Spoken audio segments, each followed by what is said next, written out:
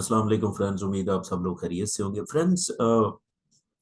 सिल्वा method के ऊपर मैंने कोई सीरीज शुरू की हुई है और बहुत से दोस्तों ने मेरे से क्वेश्चन भी किया और मैंने कुछ वीडियोस भी देखी अपने कई दोस्तों की, जो कि साइकोलॉजिस्ट और माइंड साइंटिस्ट हैं।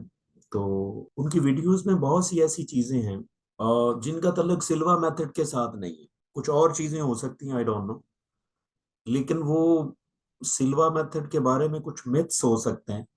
और सिल्वा मेथड ऐसी चीजों के ऊपर उसका कोई फैक्ट नहीं है बेसिकली।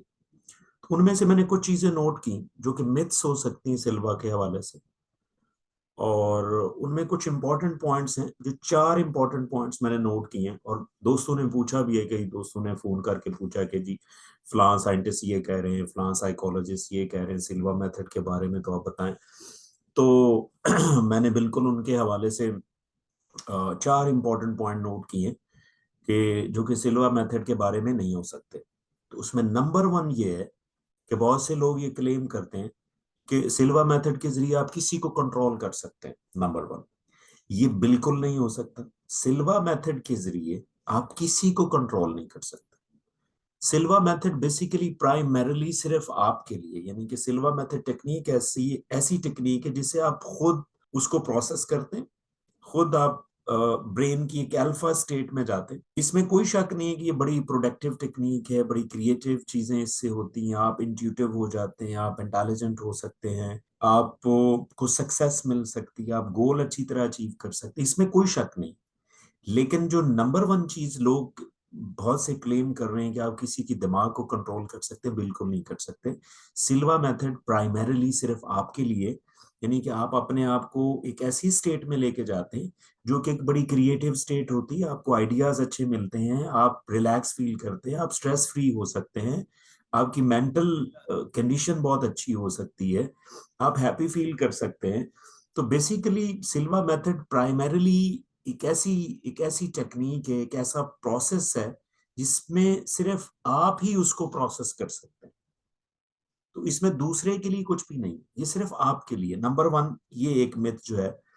दूसरी मिथ ये है कि बहुत से लोग कहते हैं कि ये कोई एक रिलीजियस किस्म की कोई चीज है। नहीं, बिल्कुल ऐसा नहीं है। इसका किसी भी रिलीजन के साथ कोई इसका ताल्लुक नहीं है। ये प्राइमरीली एक न्यूरो साइंटिफिक प्रोसेस है जिसमें आप किसी एक खास तरीके से अपने आप को माइंड की एक ऐसी स्टेट में लेके जाते हैं जिसे अल्फा स्टेट कहते हैं। बेसिकली अल्फा स्टेट जो होती हैं वो आपके ब्रेन के अंदर खास किस्म की वेव्स होती हैं। बेसिकली 5 वेव्स होती हैं। तो उनमें से एक अल्फा ब्रेन वेव स्टेट होती है। जब आपके ब्रेन में अल्फा वेव्स क्रिएट होती हैं तो बेसिकली आप रिलैक्सेशन फील करते हैं, आपको अच्छा लगता है। और वो एक ऐसी स्टेट होती है माइंड की जिसमें आप बड़े क्रिएटिव हो जाते हैं, आपको आइडियाज आना शुरू हो सकते हैं। इसको अगर आप कॉन्शियसली इसको प्रैक्टिस करते हैं तो ये एक बेसिकली न्यूरो साइंटिफिक प्रोसेस है। ये इसका किसी रिलीजन के साथ कोई ताल्लुक नहीं। फिर कुछ लोग ये क्लेम करते हैं, तीसरा जो मैथ इंपॉर्टेंट है, कुछ लोग ये क्लेम करते हैं कि आप इससे बहुत सी फिजिकल डिजीजेस को क्योर कर सकते हैं और बहुत से लोगों को आप जान सकते हैं, जो चाहे वो जितने दूर बैठे हैं, चाहे उनको उनके बारे में पता भी ना हो, फिर भी आप उनको जान भी सकते हैं और उनकी बहुत सी फिजिकल जो कंडीशंस हैं उनको आप क्योर भी कर सकते हैं। बिल्कुल ऐसा नहीं हो सकता। आप कहीं भी दूर बैठ के किसी अननोन पर्सन को जान भी नहीं सकते इसके थ्रू, और ना ही उनको कंट्रोल कर सकते हैं, ना ही किसी की कोई फिजिकल जो डिजीजेस हैं उनको आप क्योर कर सकते हैं। ये प्राइमरीली आपके लिए है। ये आप खुद इसको प्रैक्टिस करते हैं और खुद अपने आप को एक ऐसी स्टेट में लेके जाते हैं। कोई आपका प्रॉब्लम है तो उसके ऊपर आपको सोल्यूशन मिल सकता है, आप रिलैक्स हो सकते हैं, आप क्रिएटिव हो सकते हैं, आप प्रॉब्लम सॉल्वर हो सकते हैं, वो भी आप अपने लिए। तो इसलिए आप किसी को क्योर नहीं कर सकते कोई भी फिजिकल डिजीजेस को। हाँ, अपनी स्ट्रेस को, मेंटल हेल्थ कंडीशन को आप बेहतर जरूर कर सकते हैं इनडायरेक्टली। अगर वो मेंटल हेल्थ कंडीशन किसी और फिजिकल प्रॉब्लम से रिलेटेड हो तो ये हो सकता है, अदरवाइज आप क्योर इसके अंदर नहीं है। और वो भी फिजिकल प्रॉब्लम के लिए बिल्कुल क्योर नहीं। फिर नंबर फोर जो मिथ है वो ये है कि इसको सीखने के लिए या इसको रिजल्ट को देखने के लिए आपको कई साल लग जाते हैं, या इसको प्रैक्टिस करने के लिए काफी एक लंबा टाइम चाहिए होता है। बिल्कुल ऐसी कोई बात नहीं। ये एक कुछ घंटे अगर आप इसको इसकी ट्रेनिंग ले लेते हैं तो आपने अल्फा ब्रेन वेव स्टेट में कैसे जाना है, और जाके वहां पे अपने आप को किस तरह आप जो कॉन्शियसली आप सोचेंगे, आपको किसी प्रॉब्लम का सोल्यूशन मिल सके, कोई आइडिया मिल सके, आप क्रिएटिव हो सके, आप इंट्यूटिव हो सके, आप इंटेलिजेंट हो सके। तो इसकी ट्रेनिंग जो है कोई इतनी बड़ी हैवी या लंबी ट्रेनिंग नहीं है, आपको ज्यादा प्रैक्टिस की जरूरत नहीं है। और एक बड़ा सिंपल सा प्रोसेस है, आप जरूर इसको सीख सकते हैं और इसके लिए कोई लंबा चौड़ा टाइम नहीं चाहिए। इसीलिए मैं अक्सर कहता हूँ कि काइंडली काइंडली कोई भी न्यूरो साइंस से रिलेटेड या माइंड साइंसेस से रिलेटेड कोई भी अगर आप प्रोसेस किसी से सीख रहे हैं, मैं जानता हूँ कि मार्केट में बहुत से लोगों ने इस तरह की चीजें करवाना शुरू भी की हैं और आप जरूर करें।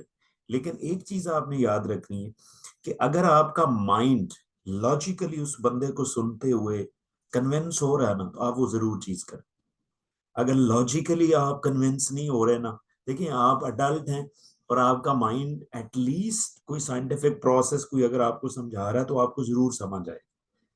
अगर आपके जहन में कोई क्वेश्चन उठते हैं ना, तो इसका मतलब है कि कोई जरूर उसमें कोई प्रॉब्लम है। तो आप जरूर ऐसी चीजें सीखें, बहुत बेहतरीन टेक्निक है सिल्वा मेथड, अमेजिंग एक न्यूरो साइंटिफिक प्रोसेस है, इसको आप जरूर लें। अगर आप कामयाब होना चाहते हैं, आप क्रिएटिव होना चाहते हैं, आप पढ़ाई में परफॉर्मेंस में बहुत अच्छा परफॉर्म करना चाहते हैं, तो इसमें कोई शक नहीं है, बेहतरीन टेक्निक है। लेकिन इसके बारे में जो एग्जैजरेशंस हैं, जो ओवरवेलमिंग चीजें हैं, वो ऐसे नहीं है।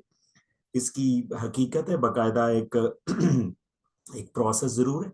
लेकिन बहुत सी चीजें एग्जैजरेट करके जो लोग बता रहे हैं वैसे नहीं, जो कि जिनमें से मैंने इंपॉर्टेंट 4 चीजें आपको बताई हैं। अगर आपके जहन में इसके अलावा भी कोई मिथ है, कोई क्लैरिटी आप चाहते हैं इसके हवाले से, आप जरूर कमेंट्स में मेंशन करें और जरूर आप बताएं कि कहीं पे आपको क्लैरिटी चाहिए सिल्वा मेथड के हवाले से, इसका प्रिंसिपल, इसकी फंक्शनिंग, इसकी और कोई मिथ आपके जहन में आ रही, वो जरूर आप कमेंट में बताएं। इंशाल्लाह मैं उसके ऊपर वीडियो भी बनाऊंगा। अगर ना हो सका तो मैं आपके क्वेश्चन का जरूर आंसर करूंगा। आई होप कि आपको ये वीडियो अच्छी लगी होगी, but still if you have any question, please write me in the comment section and definitely will answer. Thank you.